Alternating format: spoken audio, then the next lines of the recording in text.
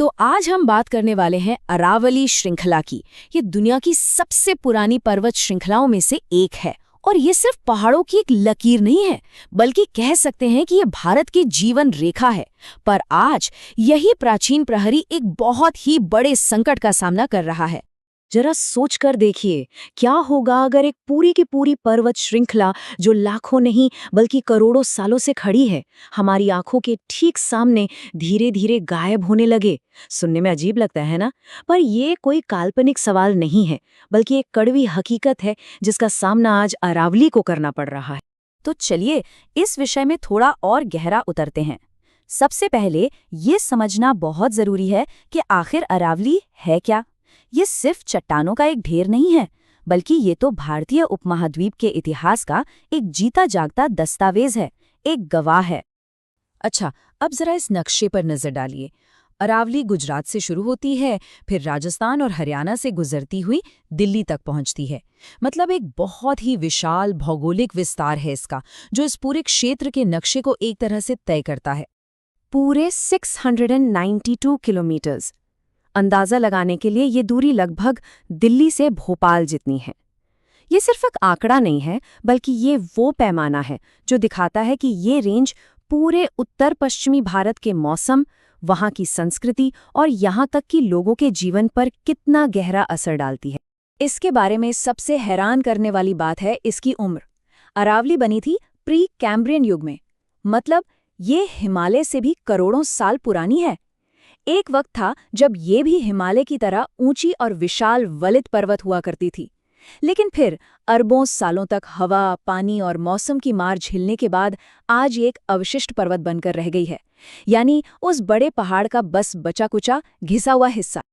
तो ये तो हुई इसके इतिहास की बात, पर सवाल ये है कि आखिर ये प्राचीन पर्वत श्रृंखला हमारे लिए इतनी ज्यादा जरूरी क्यों है।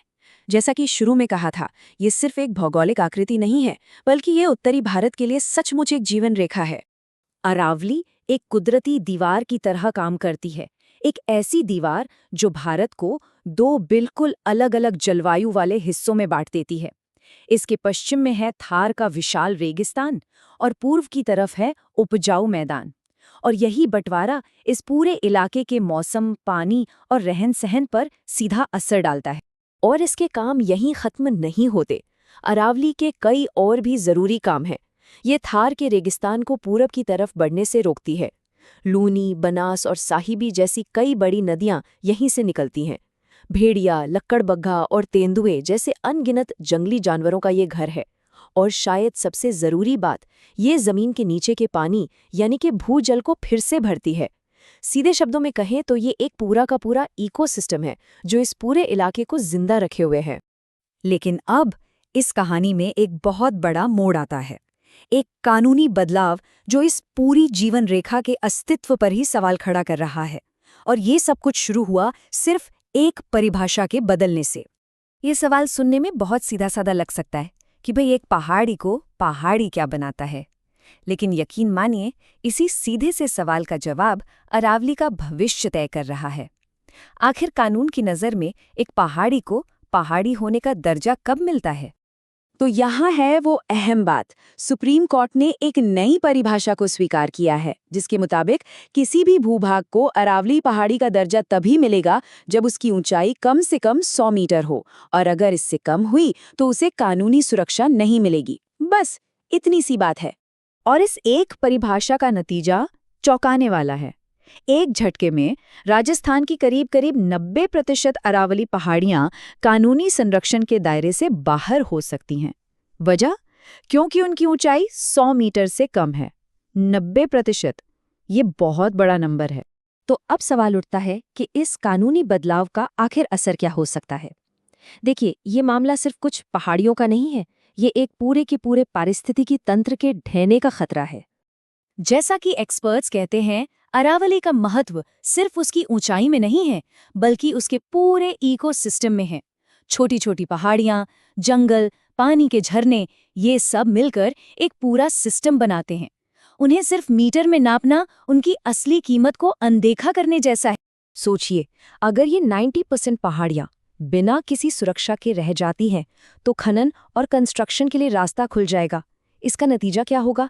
रेगिस्तान और आगे बढ़ेगा, धूल भरी आंधियां और तेज हो जाएंगी और भूजल का स्तर और भी नीचे चला जाएगा।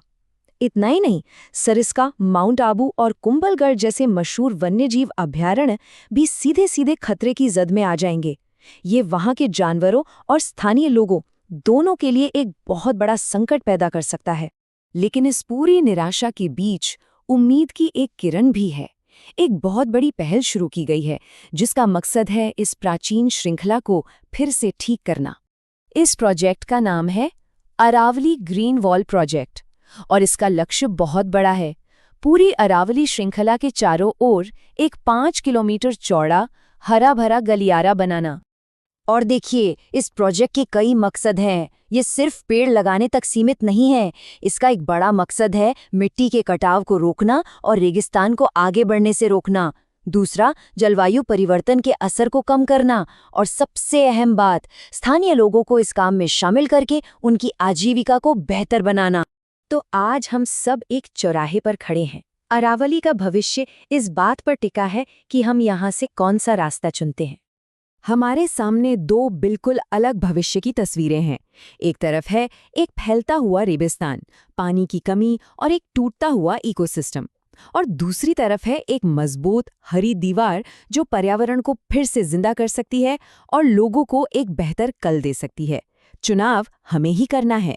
और आखिर में यही बड़ा सवाल बचता है, क्या ग्रीन वॉल जैसा एक बड़ा प्रोजेक्ट सदियों से हुए नुकसान की और एक कानूनी परिभाषा से पैदा हुए इस खतरे की भरपाई कर पाएगा? क्या एक हरी दीवार इस टूटी हुई जीवन रेखा को फिर से जोड़ सकती है? इसका जवाब तो आने वाला वक्त ही देगा।